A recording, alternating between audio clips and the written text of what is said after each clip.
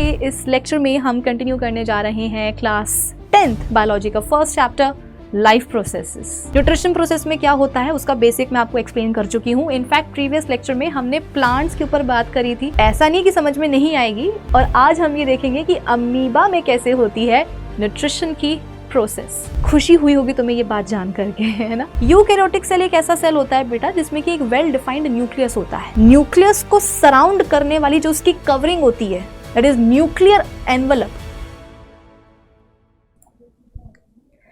Hello बच्चा party, this is Vibhuti Khare, your science educator. Welcome to my channel science club by Vibhuti ma'am. और आज के इस लेक्चर में हम कंटिन्यू करने जा रहे हैं क्लास 10th बायोलॉजी का first chapter life processes. Previous lectures में हमने इस चैप्टर में न्यूट्रिशन प्रोसेस को पढ़ना स्टार्ट किया था। न्यूट्रिशन प्रोसेस में क्या होता है उसका बेसिक मैं आपको एक्सप्लेन कर चुकी हूँ। इनफैक्ट प्रीवियस लेक्चर में हमने प्लांट्स के ऊपर बात करी थी। मैंने आपको समझाया था कि प्लांट्स में कैसे होती है न्यूट्रिशन की प्रोसेस, मतलब फोटोसिंथेसिस का टॉपिक हम कवर कर चुके हैं। तो अगर आप में से कोई ऐसा बच्चा है जो पहली बार आकर के मुझसे पढ़ रहा है, वो डायरेक्टली यही लेक्चर लगा रहा है, तो बेटा मैं आपको यही सजेस्ट करूंगी कि आप सबसे पहले इस चैप्टर के फर्स्ट 2 लेक्चर्स को लगा लो, ताकि इस लेक्चर की कहानी आपको बेहतर तरीके से समझ में आए। ऐसा नहीं कि समझ में नहीं आएगी, आ जाएगी, लेकिन हाँ, अगर आपने फर्स्ट 2 लेक्चर्स लगा लिए हैं तो आप रिलेट कर पाओगे। ठीक है, ओके। आज के इस लेक्चर में हमें क्या करना है, तो बेटा आज भी हम न्यूट्रिशन प्रोसेस के ऊपर ही बात करेंगे। आपको मेरे पीछे एक प्यारा सा ऑर्गेनिज्म दिख रहा है, ये वाला, दिस इज अमीबा। और आज हम ये देखेंगे कि अमीबा में कैसे होती है न्यूट्रिशन की प्रोसेस। बहुत ही प्यारा सा और छोटा सा टॉपिक है, जल्दी होने वाला है, तो खुशी हुई होगी तुम्हें ये बात जान करके, है ना। चलो, तो आज के लेक्चर का टारगेट मैंने सेट कर दिया है, आपको बता भी दिया है। होपफुली आपको समझ में आया होगा। तो अब एक काम करते हैं, अपनी इसी टारगेट को अचीव करने के लिए आइए शुरू करते हैं आज का हमारा ये सेशन। ओके, अब इससे पहले कि बेटा मैं आपको अमीबा में न्यूट्रिशन की प्रोसेस कैसे होती है ये एक्सप्लेन करूं, मैं कुछ ज़रूरी जानकारी आपको अमीबा के बारे में देना चाहती हूँ। ठीक है, ये क्या हुआ, क्या बोला मैंने, अमीबा के बारे में आपको मैं कुछ बेसिक जानकारी देना चाहती हूँ, तो ध्यान से सुनिएगा। बेटा अमीबा ना एक यूनिसेलुलर ऑर्गेनिज्म है। पहली बात तो यही है कि ये एक यूनिसेलुलर ऑर्गेनिज्म है। बोले तो ये एक ऐसा ऑर्गेनिज्म है जिसकी बॉडी में ले दे करके एक ही सेल पाया जाता है। यूनिसेलुलर ऑर्गेनिजम्स वही होते हैं बेटा जिनकी बॉडी में एक ही एक सेल पाया जाता है।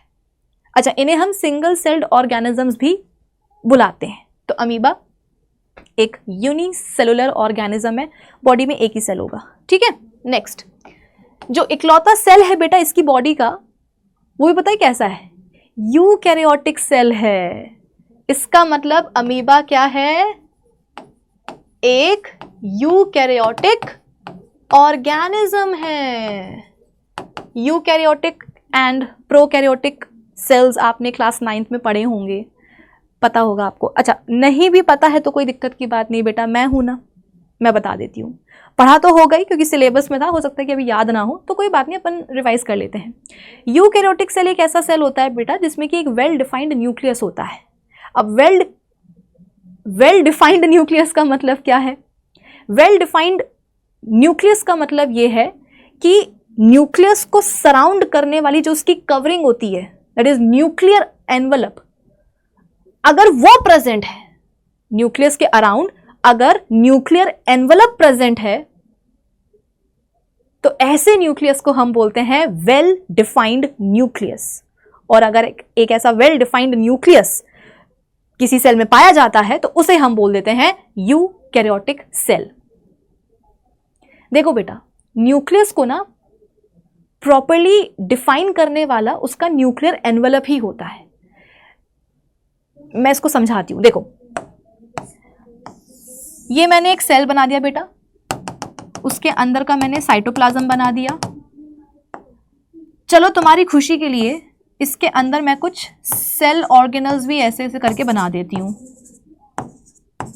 ठीक है, और ये मैंने बना दिया न्यूक्लियस के अंदर का कुछ सामान, जिसको हम न्यूक्लियर मटेरियल भी बोल सकते हैं।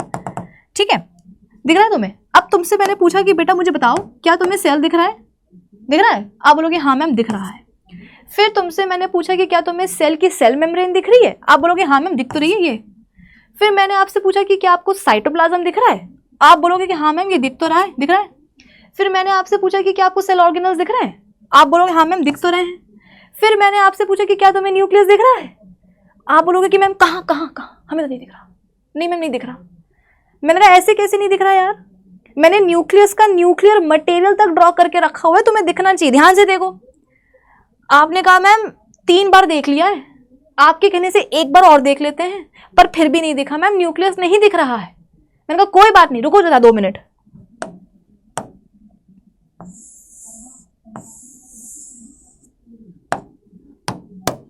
अब दिखा? आप बोलोगे हाँ मैम अब दिख रहा है। पहले नहीं दिख रहा था और अब दिख रहा है न्यूक्लियस। क्यों? क्या फर्क है, क्या डिफरेंस है? डिफरेंस है न्यूक्लियर एनवलप का।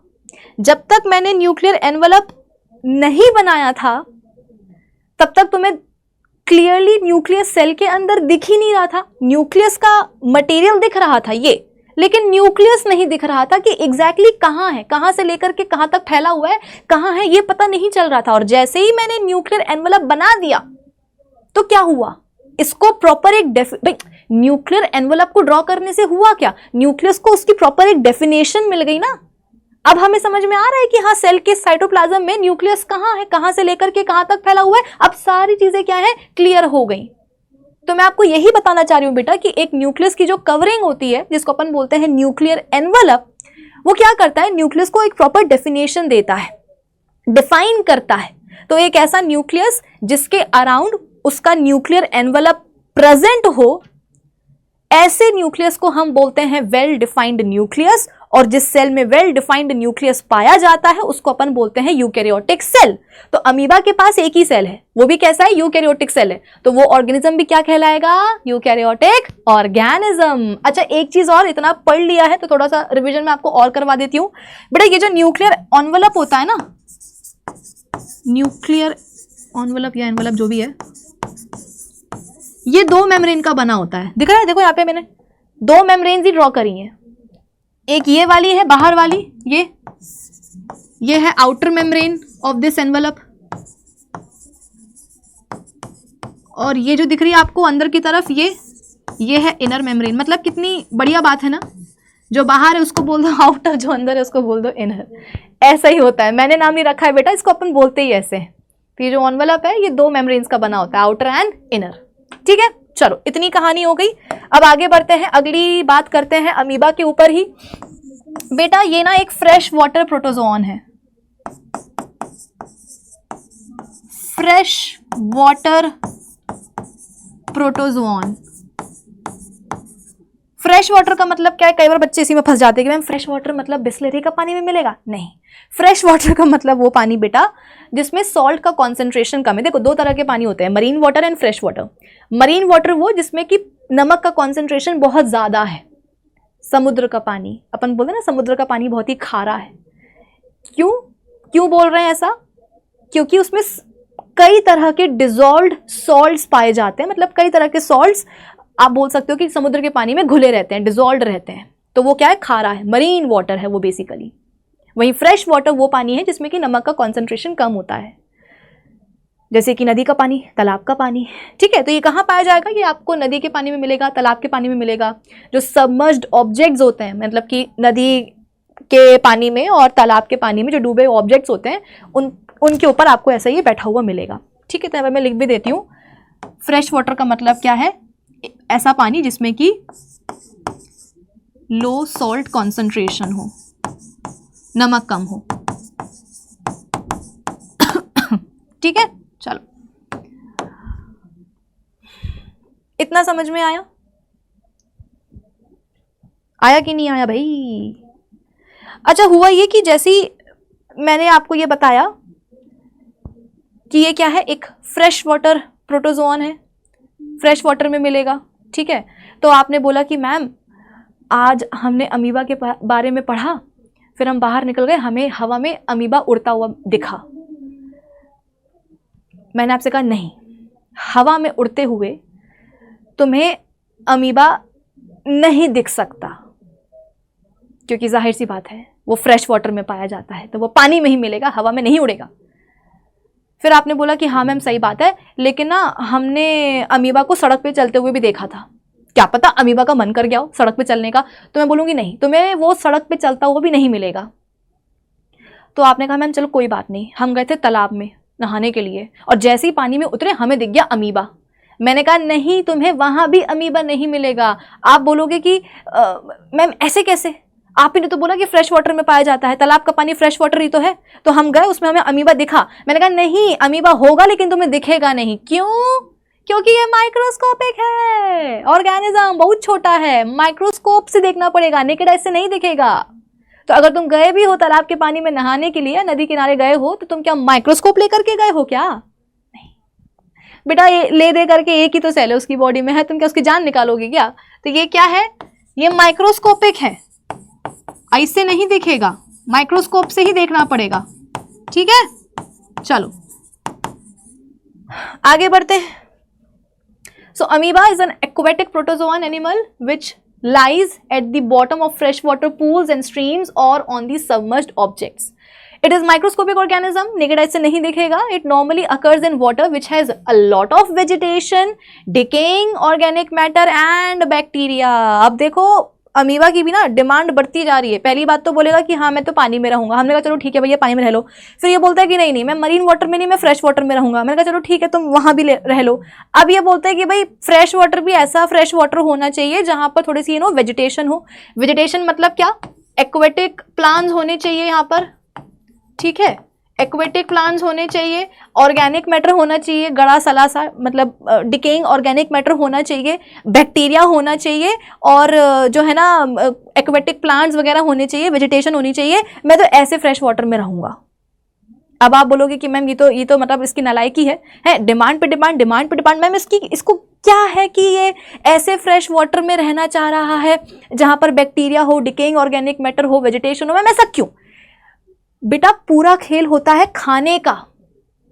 जैसे मान लो कि हम कहीं गए हैं अपना एक नए घर की तलाश में, हमें कहीं घर लेना है, तो हम ऐसी जगह घर लेना चाहेंगे ना जहां से आसपास में कोई रेस्टोरेंट हो, होटल वगैरह हो, कि कभी अगर मन कर रहा हो अच्छा कुछ खाने का, बाहर का खाने का, तो हम पहुंच तो सकें। कि पता चला ऐसी जगह घर लिया है कि एक रेस्टोरेंट, एक होटल जो है घर से 50 किलोमीटर दूर है। तो पूरा खेल किसका होता है? खाने का होता है। तो अमीबा की डिमांड इसलिए है क्योंकि उसका बेटा ये खाना है। अमीबा बैक्टीरिया खाएगा, डिकेइंग ऑर्गेनिक मैटर खाएगा, वेजिटेशन खाएगा, एक्वेटिक छोटे छोटे जो प्लांट्स होते हैं ये वो खाएगा, दूसरे छोटे प्रोटोजोआंस को खाएगा। आ रही है बात समझ में?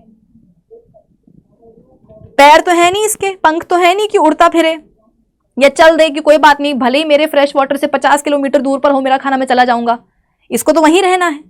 तो वहीं रहने के चक्कर में ये चाहता है कि भाई आसपास जो है, जिस पानी में मैं रह रहा हूं, जिस फ्रेश वाटर में मैं रह रहा हूं, वहां पर क्या हो, खाने की व्यवस्था तो हो, सुविधा तो हो, कि बैक्टीरिया हो, दूसरे छोटे प्रोटोजोआंस हो, ऑर्गेनिक मैटर हो, डिकेइंग ऑर्गेनिक मैटर, और कुछ वेजिटेशन हो, ताकि भूख लगे तो मैं उनको खा करके अपनी भूख मिटा सकूं। ठीक है, तो इसकी गलती नहीं बेटा, इसकी डिमांड मतलब ये समझ लो कि वैलिड है, ऐसी कोई गलत डिमांड ये नहीं कर रहा है, ये बनता है, इसका इतना डिमांड करना बनता है। It feeds on microscopic animals, जैसे कि दूसरे protozoans, bacteria, decaying food materials and microscopic plants that float in the water body, की पानी की सरफेस पर जो प्लांट्स छोटे छोटे से माइक्रोस्कोपिक वाले जो फ्लोट करते रहते हैं ना, जिसको अपन वेजिटेशन बोल रहे हैं, उनको ये खाएगा। ठीक है, उसके अलावा सबसे बड़ी बात बेटा, इसके पास कोई फिक्स जगह नहीं होती है, कोई फिक्स्ड प्लेस नहीं होती है इसकी बॉडी में जहां से ये क्या करे, खाने को बॉडी के अंदर ले। जैसे कि अगर मैं आपसे पूछूं कि बेटा क्या हमारे पास कोई फिक्स्ड प्लेस है कि हम उसके थ्रू क्या करते हैं, खाने को बॉडी के अंदर लेते हैं, तो आप बोलोगे हाँ मैम ये है ना, ये माउथ, ये जो ओपनिंग है, ये जो माउथ है मैम, इसी से तो हम क्या करते हैं, खाने को अंदर लेते हैं। बेटा बॉडी में तो हमारे कई सारी ओपनिंग्स हैं, ये भी ओपनिंग है, ये भी ओपनिंग है, ये भी ओपनिंग है ना, पीछे नीचे भी ओपनिंग है। तो क्या हर जगह से खाना ले लेते हैं क्या? नहीं, हर ओपनिंग से खाना नहीं जाएगा बॉडी के अंदर। ये जो एक फिक्स्ड ओपनिंग आपको नजर आ रही है जिसे हम माउथ कहते हैं, खाना हम अपनी बॉडी के अंदर हमेशा इसी ओपनिंग से डालेंगे, किसी और ओपनिंग से नहीं। लेकिन अगर हम अमीबा की बात करेंगे, अमीबा बेटा इसमें भी इसकी फूटी किस्मत। अमीबा बोलता है कि भैया मेरे पास तो कोई फिक्स्ड प्लेस है ही नहीं जहां से मैं क्या करूं, खाने को बॉडी के अंदर लूं। और बेटा बात सही भी तो है, बॉडी में ले दे करके एक ही तो सेल है, तो तुम एक सेल से तुम क्या चाहते हो कि ये ताजमहल बना ले अपनी बॉडी में? नहीं बना पाएगा, एक सेल से कुछ नहीं हो पाएगा ज्यादा, ठीक है ना। मतलब कुछ नहीं हो पाएगा ज्यादा से मतलब ये नहीं है, लाइफ प्रोसेसेस तो इकलौते सेल में भी चलेंगी बेटा, ताकि ये अमीबा जिंदा रहे। लेकिन हाँ उतनी नहीं जितना कि हमारे बॉडी में चल रही हैं, उतने अच्छे से तो ना हो पाएगा, पर चलो कुछ तो हो ही रहा है। उसके अलावा जरूरी बात क्या है कि इसमें होलोजोइक टाइप ऑफ न्यूट्रिशन पाया जाता है। Holozoic type of nutrition ma'am कहीं पढ़ा तो है, अरे फर्स्ट लेक्चर में ही पढ़ाया था। न्यूट्रिशन के दो टाइप्स होते हैं, autotrophic and heterotrophic. Heterotrophic mode of nutrition के ही तीन टाइप्स होते हैं, सेप्रोफिटिक, पैरासिटिक एंड होलोजोइक। तो होलोजोइक टाइप ऑफ न्यूट्रिशन बेटा अमीबा में पाया जाता है। होलोजोइक क्या होता है पढ़ा चुकी हूं मैं। और होलोजोइक बेटा हम में और अमीबा में ना सिमिलैरिटी है। आप बोलोगे मैम ये इसकी बॉडी में एक सेल है मैम, और हम तो ऑर्गन सिस्टम्स वाले ऑर्गेनिज्म हैं, हम में क्या सिमिलैरिटी हो सकती है? हम में यही तो सिमिलैरिटी है कि हमारे अंदर सेम टाइप ऑफ या मोड ऑफ न्यूट्रिशन पाया जाता है, दैट इज होलोजोइक। हम में भी होलोजोइक न्यूट्रिशन पाया जाता है बेटा। होलोजोइक न्यूट्रिशन का मतलब मैं आपको समझा चुकी हूं कि इसमें क्या होता है, ऑर्गेनिज्म खाने को अपने बॉडी के अंदर लेता है और अंदर लेने के बाद उसका डाइजेशन करता है, न्यूट्रिएंट्स को अब्सॉर्ब किया जाएगा बॉडी में, फिर उनका यूटिलाइजेशन होगा जिसको अपन असिमिलेशन की प्रोसेस कहते हैं, और फिर जो अनडाइजेस्टेड फूड या वेस्ट होगा उसको बॉडी से बाहर निकाला जाएगा जिसको अपन क्या बोलेंगे, egestion.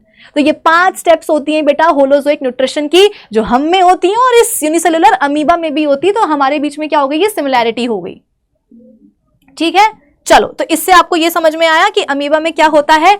Heterotrophic mode of nutrition में भी कौन सा, होलोजोइक वाला, यानी कि अमीबा की बॉडी में भी होंगी ये 5 steps, ingestion, digestion, absorption, assimilation and egestion. छोटा टॉपिक है, प्यारा टॉपिक है, जल्दी हो जाएगा। हम स्टार्ट करते हैं बेटा इंजेशन प्रोसेस से, ठीक है। इंजेशन प्रोसेस ही देखा जाए बेटा तो मेन प्रोसेस है अमीबा के न्यूट्रिशन टॉपिक के अंडर। ये प्रोसेस हो जाए, मतलब ये स्टेप हो जाए, इंजेशन की स्टेप हो जाए, बाकी सब तो यूं हो जाएगा। यूं हो जाने का मतलब ये नहीं बेटा कि अपन उड़ा देंगे पढ़ेंगे, बस स्टेप्स इजी हैं, ठीक है ना। देखो अच्छा एक चीज और, अमीबा के पास सेल वॉल नहीं है बेटा। कहां गया, no cell wall, no cell wall या सेल वॉल एब्सेंट। आप बोलोगे कि हाय मैम कितनी बुरी बात है, इसके पास सेल वॉल नहीं है। अरे अच्छा हुआ सेल वॉल नहीं है, सेल वॉल होती तो जी ही ना पाता।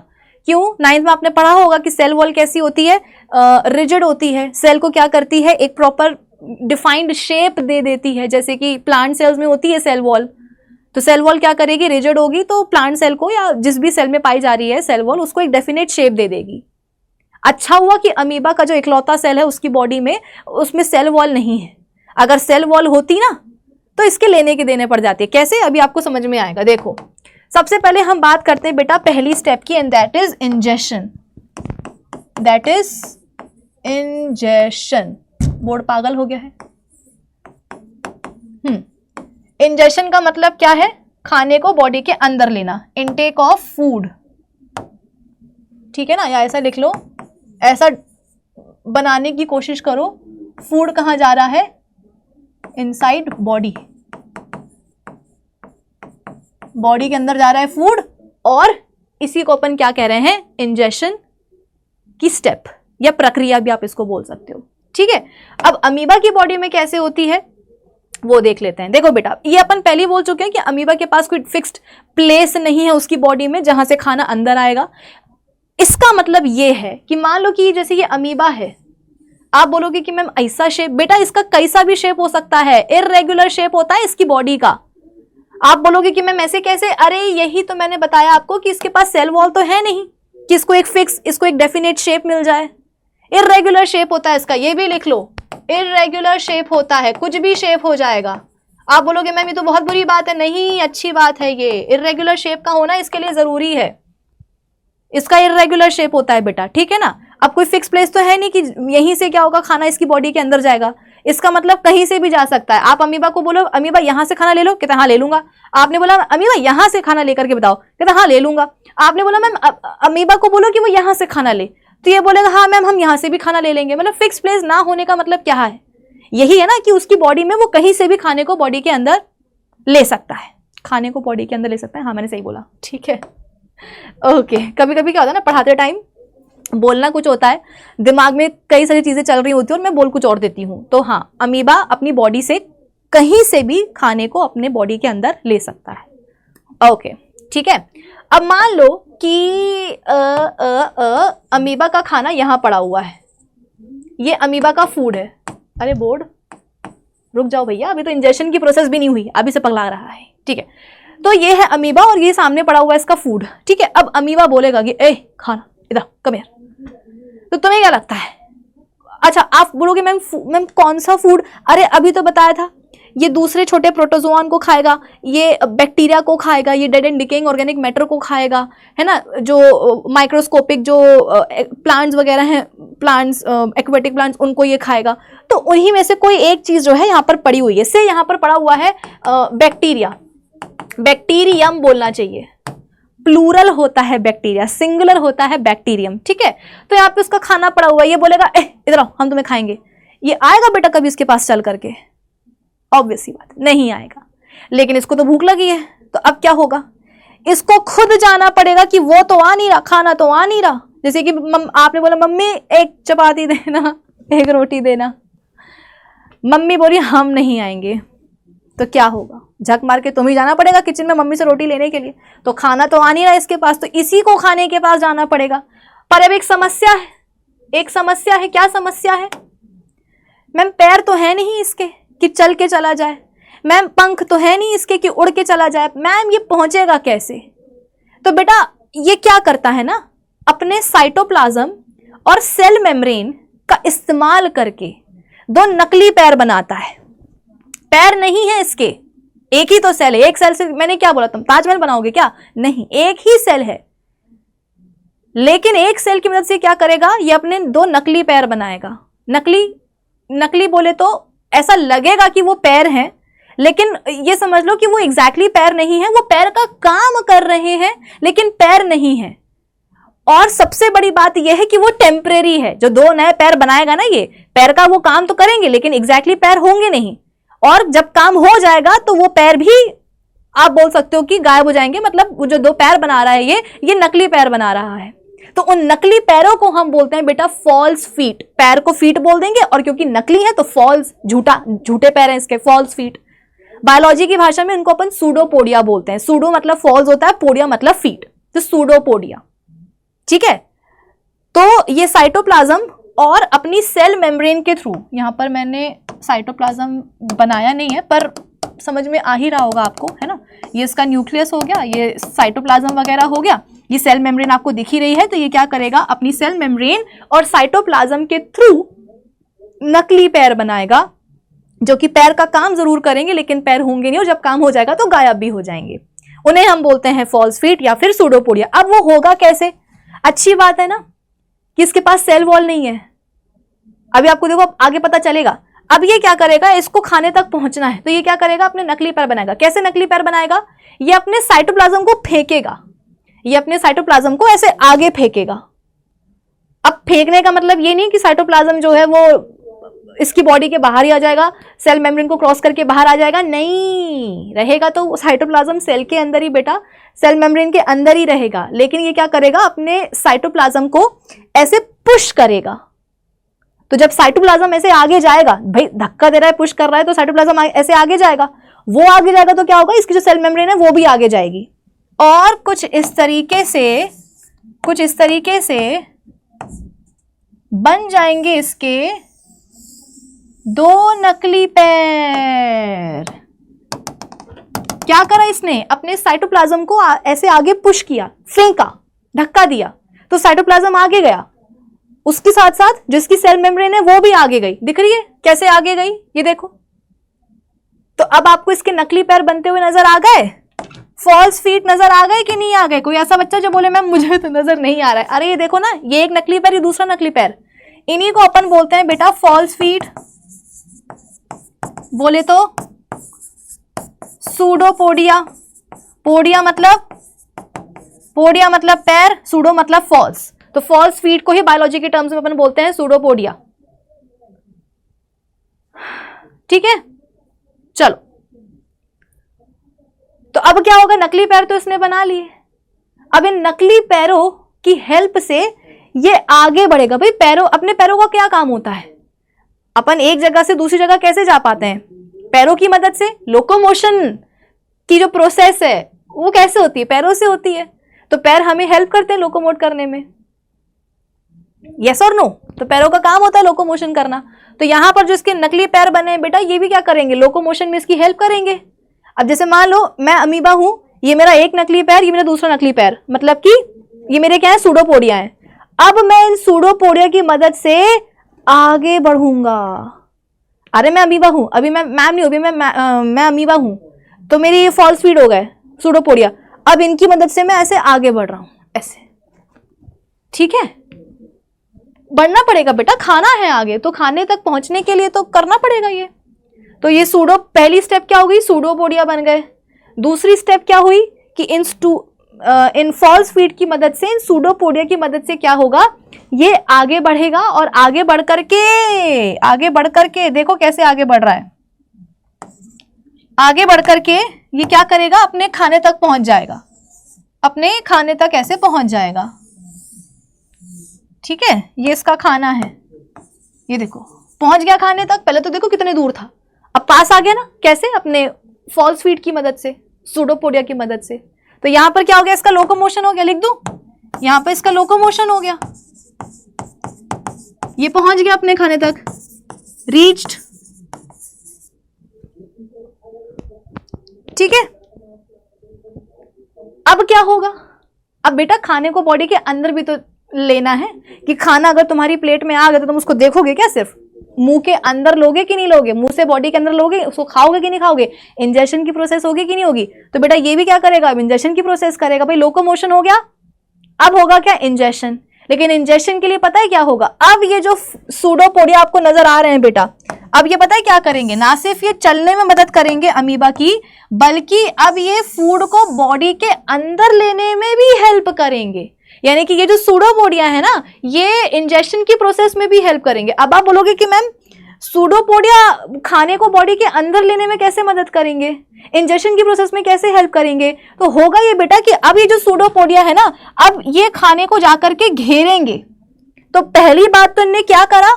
इनने अमीबा को, सूडोपोडिया ने क्या करा? अमीबा को खाने तक पहुंचाया।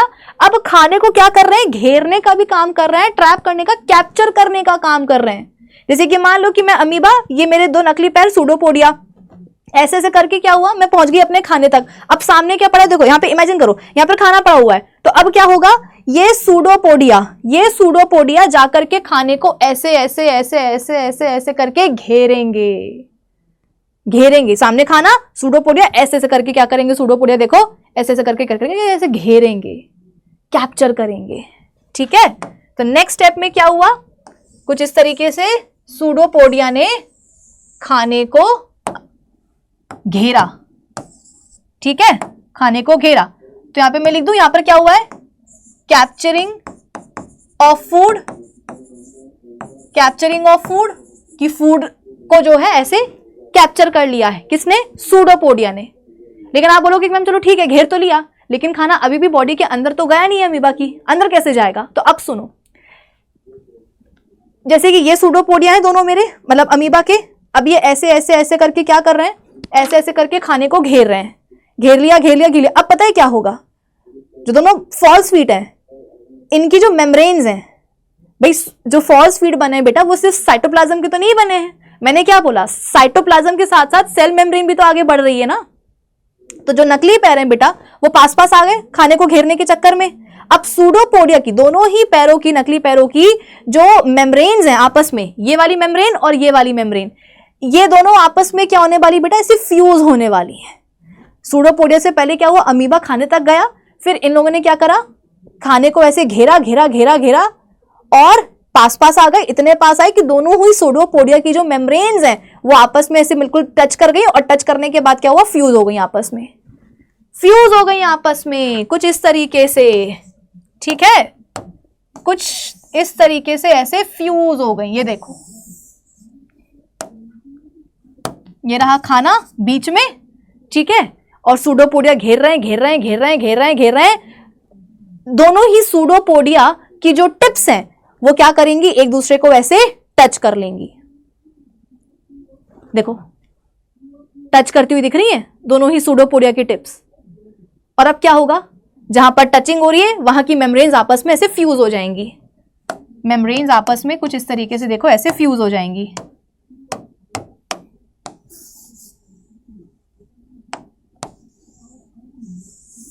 तो अल्टीमेटली खाना कहां आ जाएगा, अमीबा की बॉडी के अंदर आ जाएगा।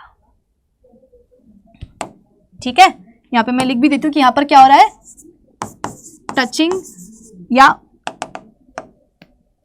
Membranes of pseudopodia touching each other.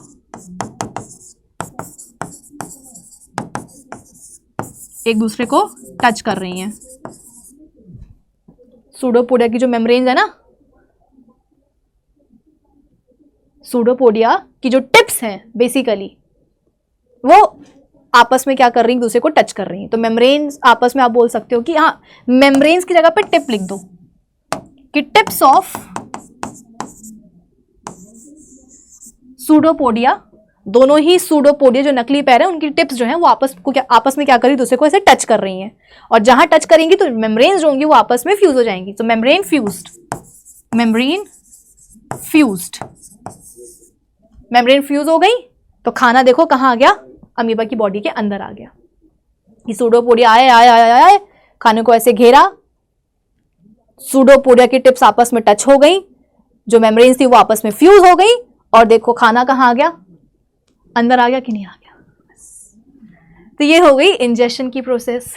ठीक है, अब देखो क्या होता है, अमीबा की बॉडी के अंदर होते हैं बेटा लाइसोसोम्स। तुमको पता ना लाइसोसोम्स क्या होते हैं, 9th में तुम लोग पढ़ के आए होंगे। लाइसोसोम्स होते हैं बेटा छोटे छोटे से पैकेट्स, वेसाइकल्स, जिनमें कि डाइजेस्टिव एंजाइम्स भरे होते हैं। कार्ब्स को डाइजेस्ट करने के लिए एंजाइम्स, प्रोटीन्स को डाइजेस्ट करने के लिए एंजाइम्स, फैट्स को डाइजेस्ट करने के एंजाइम्स। ठीक है, तो अमीबा की साइटोप्लाज्म जो है यहां पर होते हैं लाइसोजाइम्स, लाइसोसोम, सॉरी लाइसोसोम्स। बेटा एक मिनट, हाँ मैं थोड़ा पानी पी लूं।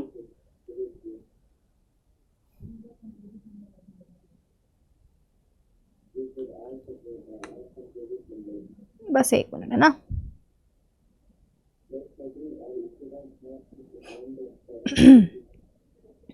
तुम लोग भी पानी पी लो, अच्छी बात होती है पानी पीना।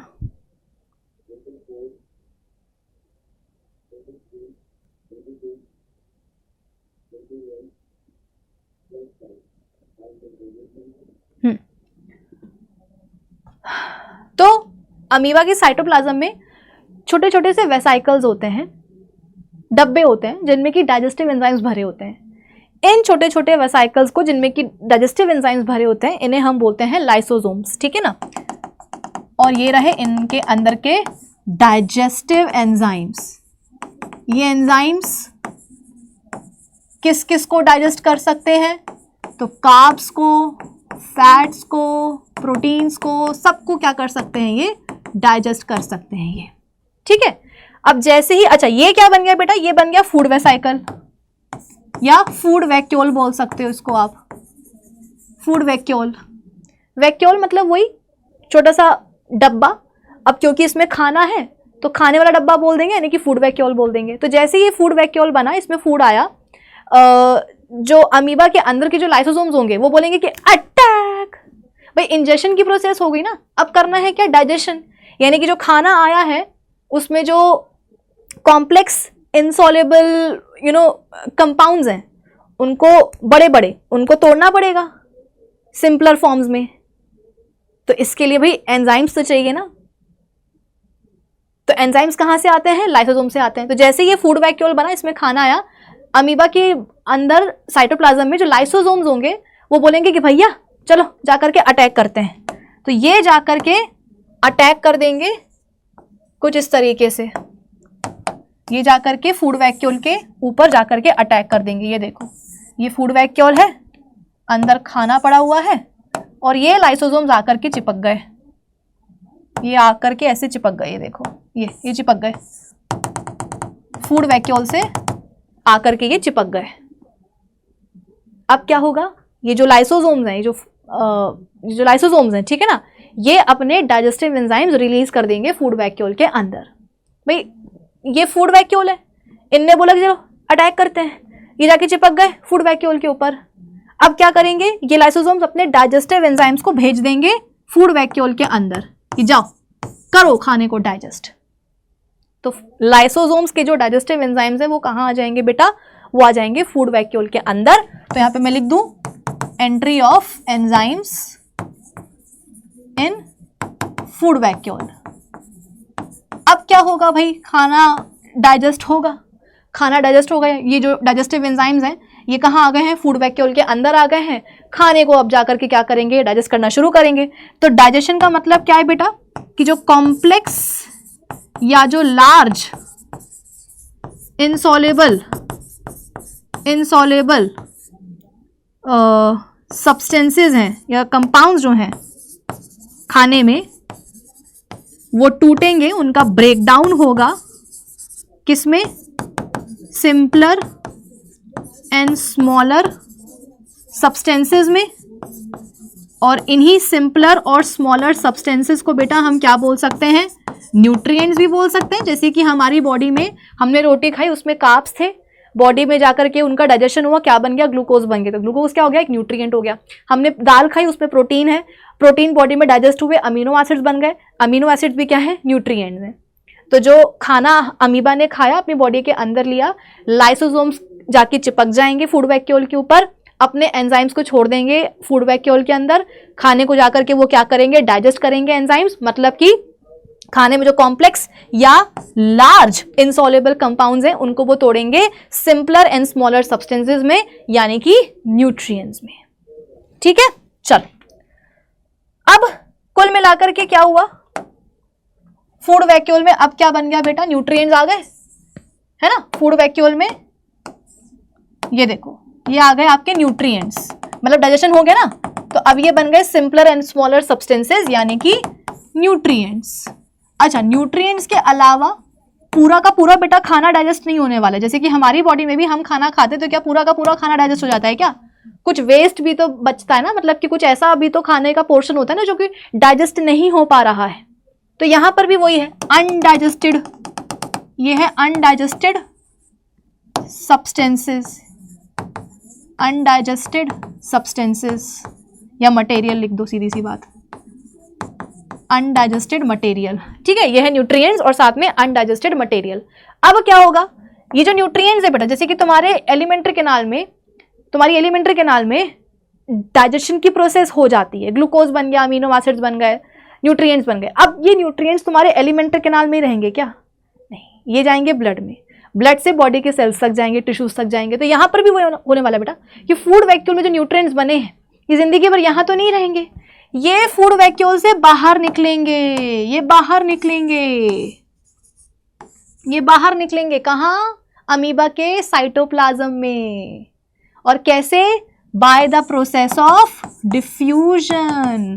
9th में आप लोगों ने डिफ्यूजन भी पढ़ा होगा। व्हाट इज डिफ्यूजन, जब चीज अपने हायर कॉन्सेंट्रेशन रीजन से लोअर कॉन्सेंट्रेशन रीजन में जाती है तो उसे हम बोलते हैं डिफ्यूजन, है ना। The movement of substance from the region of its higher concentration towards the region of its lower concentration, हम क्या बोलते हैं, डिफ्यूजन बोलते हैं। तो आप देखो कि फूड वैक्यूल के अंदर न्यूट्रिएंट्स का कॉन्सेंट्रेशन बहुत ज्यादा था, क्योंकि भाई न्यूट्रिएंट्स बने ही वहां पे हैं, और बाकी अमीबा के साइटोप्लाज्म में न्यूट्रिएंट्स का कॉन्सेंट्रेशन बहुत कम होगा। तो न्यूट्रिएंट्स बोलेंगे कि भैया हम तो जहां है वहां पर हमारा कॉन्सेंट्रेशन बहुत ज्यादा है, कहां, फूड वैक्यूल में, और अमीबा का जो रेस्ट ऑफ द साइटोप्लाज्म है वहां पर हमारा कॉन्सेंट्रेशन बहुत कम है, हम बहुत कम है। तो हमें कहां जाना चाहिए, अपने हाई कॉन्सेंट्रेशन से लो कॉन्सेंट्रेशन में जाना चाहिए ना। तो फूड वैक्यूल के अंदर न्यूट्रिएंट ज्यादा हैं, बाहर कम है, तो फूड वैक्यूल से जो न्यूट्रिएंट्स होंगे बेटा, फूड वैक्यूल से जो न्यूट्रिएंट्स होंगे वो बाहर आ जाएंगे। कहाँ? अमीबा के साइटोप्लाज्म में, जहां पर उनका कॉन्सेंट्रेशन कैसा है? कम है। तो ये जो प्रोसेस हुई इसको अपन क्या बोलेंगे? डिफ्यूजन हुई कि नहीं? मतलब डिफ्यूजन प्रोसेस के थ्रू आपकी एनसीईआरटी में भी लिखा हुआ है कि डिफ्यूजन प्रोसेस के थ्रू जो न्यूट्रिएंट्स होंगे वो फूड वैक्यूल से निकल करके कहां आ जाएंगे? अमीबा के साइटोप्लाज्म में आ जाएंगे। ठीक है ना, साइटोप्लाज्म में आ गए। इस प्रोसेस को आपने क्या बोल दिया? इस प्रोसेस को आपने बोल दिया अब्जॉर्प्शन। अब्जॉर्प्शन जैसे कि हमारी बॉडी में एलिमेंट्री कैनाल से या इंटेस्टाइन से निकल करके जो न्यूट्रिएंट्स हैं वो ब्लड में जा रहे हैं, ब्लड से सेल्स और टिश्यूज में जा रहे हैं, उसको अपन क्या बोलते हैं? अब्जॉर्प्शन। अब इसके पास ब्लड तो है नहीं, सेल तो है नहीं, टिश्यू तो है नहीं, क्या है? साइटोप्लाज्म है। तो न्यूट्रिएंट्स वैक्यूल से निकल करके कहां जाएंगे? साइटोप्लाज्म में जाएंगे। तो उतने को अपन क्या बोल देते हैं? अब्जॉर्प्शन बोल देते हैं। अब जाहिर सी बात है साइटोप्लाज्म में न्यूट्रिएंट्स जाएंगे तो वहां पर क्या होगा? उनको इस्तेमाल किया जाएगा, यूटिलाइज किया जाएगा। तो उस प्रोसेस को अपन क्या बोल देते हैं? एसिमिलेशन। ठीक है। अब हुआ क्या? जब ये अब्जॉर्प्शन की प्रोसेस हो गई, मतलब न्यूट्रिएंट्स बाहर आ गए, उनको इस्तेमाल कर लिया गया, अब हुआ ये कि अमीबा की बॉडी में वो जो फूड वैक्यूल बना था ना बेटा, अभी भी उसमें क्या है? अभी भी वो खाली तो हुआ नहीं, क्योंकि मैंने आपको बताया था कि जितना उसने खाना खाया है वो पूरा का पूरा तो डाइजेस्ट नहीं होने वाला है। मेजरली डाइजेस्ट हो जाएगा, न्यूट्रिएंट्स बन जाएंगे, अब्सॉर्ब हो जाएंगे, एसिमिलेट हो जाएंगे, लेकिन कुछ ना कुछ अनडाइजेस्टेड वेस्ट भी बचेगा। तो अब वो जो कचरा है बेटा, हम भी तो अपने बॉडी से पॉटी जाते हो कि नहीं जाते हो? वो वेस्ट निकालते हो कि नहीं निकालते हो बॉडी के बाहर? तो ये भी क्या करेगा? अनडाइजेस्टेड मटेरियल को, वेस्ट को बॉडी के बाहर निकालेगा। ठीक है। तो कैसे बाहर निकालेगा? अब वो देखो, ये जो वैक्यूल बना है, अब जाहिर सी बात है इसको अपन फूड वैक्यूल तो बोलेंगे नहीं। जब तक खाना था तब तक इसको अपन फूड वैक्यूल बोल रहे थे। जहां खाने का डाइजेशन हुआ, न्यूट्रिएंट्स बने, न्यूट्रिएंट्स जो है ना बाहर भी आ गए, अब्सॉर्ब हो गए, एसिमिलेट हो गए, अब इस वैक्यूल को फूड वैक्यूल तो बोलेंगे नहीं। ठीक है। तो अब इस वैक्यूल में बेटा जो अनडाइजेस्टेड वेस्ट है इसको बाहर निकालना है। कैसे? तो अब ये जो वैक्यूल है ये आगे बढ़ेगा, ये वैक्यूल आगे बढ़ेगा। कहां आगे बढ़ेगा? ये आ जाएगा सेल मेम्ब्रेन के पास। ठीक है। और यहां पर आकर के क्या होगा? इसकी मेम्ब्रेन सेल मेम्ब्रेन के साथ फ्यूज हो जाएगी। इसकी जो मेम्ब्रेन है ना बेटा, वैसे सेल मेम्ब्रेन के पास या सेल मेम्ब्रेन से फ्यूज हो जाएगी। इसकी मेम्ब्रेन सेल मेम्ब्रेन से ऐसे फ्यूज हो जाएगी। ठीक है। और फिर क्या होगा? धीरे से, हौले से जो वैक्यूल के अंदर गंदगी थी, ठीक है, जो गंदगी थी, कुछ इस तरीके से मैं बना रही हूं, जो गंदगी थी कुछ इस तरीके से वो सेल के बाहर निकाल दी जाएगी, जिसे हम बोलेंगे इजेशन की प्रोसेस। तो न्यूट्रिएंट्स आ गए। ठीक है, न्यूट्रिएंट्स आ गए साइटोप्लाज्म में from the region of high concentration towards the region of lower concentration, diffusion process के थ्रू। मतलब वो ऑब्जॉर्प्शन की प्रोसेस हो गई, फिर असिमिलेशन भी हो जाएगा, न्यूट्रिएंट्स को इस्तेमाल कर लिया जाएगा। जो अनडाइजेस्टेड वेस्ट होगा वैक्यूल में वो बाहर कैसे निकलेगा? ये वैक्यूल जाएगा सेल मेम्ब्रेन के पास। वैक्यूल और सेल मेम्ब्रेन, वैक्यूल की मेम्ब्रेन और सेल मेम्ब्रेन आपस में फ्यूज हो जाएंगी और अंदर का जो वेस्ट है फिर वो बॉडी के बाहर निकाल दिया जाएगा और वो हो जाएगी इजेशन की प्रोसेस। That's all. यही है बेटा अमीबा में न्यूट्रिशन की प्रोसेस। अब आ जाओ अपन इसको फटाफट से रीड कर लेते हैं। इंजेशन में क्या हो रहा है? It involves in taking off food, कि फूड को बॉडी के अंदर लिया जाएगा। Amoeba engulfs the microscopic food particle by forming pseudopodia around it. Pseudopodia क्या है? टेम्परेरी प्रोसेसेस हैं which helps in the locomotion and food capture. मैंने आपसे पहले ही कहा था ये नकली पैर है। नकली क्यों बोल रहे हैं? पैर का काम जरूर कर रहे हैं लेकिन पैर है नहीं, और जब काम हो जाएगा तो फिर क्या होंगे? वो गायब भी हो जाएंगे, डिसअपियर भी हो जाएंगे। तो सूडोपोडिया टेम्परेरी प्रोसेसेस है ना। बेसिकली सूडोपोडिया बनते कैसे हैं बेटा? नकली पर बनते कैसे हैं? ये अपने साइटोप्लाज्म को ही तो फेंकता है ना। साइटोप्लाज्मिक प्रोजेक्शंस या प्रोसेसेस बोलते हैं या एक्सटेंशंस बोलते हैं सूडोपोडिया को। ठीक है, सूडोपोडिया को बेटा क्या बोलते हैं? साइटोप्लाज्म। मतलब अगर डिफाइन करने के लिए बोला जाए तो साइटोप्लाज्मिक एक्सटेंशंस, कि साइटोप्लाज्म के ही तो ये एक्सटेंशंस होते हैं ना। साइटोप्लाज्म ही तो फिरता है, आगे बढ़ता है, तो साइटोप्लाज्मिक एक्सटेंशंस होते हैं। जैसे कि बाल में नकली बाल लगा लेते हैं तो एक्सटेंशन नहीं बन जाते हैं, बाल लंबे हो जाते हैं। तो इसने भी नकली पैर कैसे बनाए हैं? अपने साइटोप्लाज्म को ही आगे फेंक करके, आगे बढ़ा करके। तो सूडोपोडिया क्या है? साइटोप्लाज्मिक प्रोसेसेस या साइटोप्लाज्मिक एक्सटेंशंस। टेम्परेरी है, लोकोमोशन में हेल्प करेंगे और फूड को कैप्चर करने में भी हेल्प करेंगे। The food particle gets surrounded by encircling pseudopodia. Pseudopodia क्या करेंगे? खाने को घेरेंगे, ठीक है, which touch each other by their tips, और टिप्स क्या होंगी फिर सूडोपोडिया की? आपस में टच कर लेंगी। एट दिस मूवमेंट जो मेम्ब्रेन होती है क्लोजर टू फूड पार्टिकल्स वो डिसॉल्व हो जाएगी और फूड कहाँ आ जाएगा बेटा? मतलब वही है कि सूडोपोडिया की टिप्स आपस में टच हो गई, टिप्स की जो मेम्ब्रेन है वो आपस में फ्यूज हो गई और फूड कहाँ आ जाएगा? अंदर आ जाएगा, ठीक है। फिर उसके अलावा फूड वैक्यूल बन जाएगा। अब इस फूड वैक्यूल में ही क्या होगा बेटा? अच्छा हाँ, इस प्रोसेस को हम क्या बोलते हैं? फेगोसाइटोसिस। न्यूट्रिएंट्स जो फूड वैक्यूल से बाहर आ रहे हैं साइटोप्लाज्म में, दैट इज डिफ्यूजन की प्रोसेस। मतलब डिफ्यूजन की प्रोसेस से क्या हो रहा है? न्यूट्रिएंट्स बाहर आ रहे हैं। लेकिन यहां पर जिस तरीके से सूडोपोडिया ने घेर करके खाने को बॉडी के अंदर लिया है अमीबा के, इस प्रोसेस को हम बोलते हैं क्या? फेगोसाइटोसिस, ठीक है। ये एनसीईआरटी का बेटा डायग्राम है। Digestion, it is the process of breaking insoluble and large food molecules into simpler and minute molecules. As long as the food is in the food vacuole it is not truly inside the body. जब तक खाना food vacuole के अंदर है तब तक हम नहीं बोलेंगे कि वो ट्रूली बॉडी के अंदर ही है। It can be said to be actually within the body when it enters the cytoplasm by passing through the membrane of food vacuole.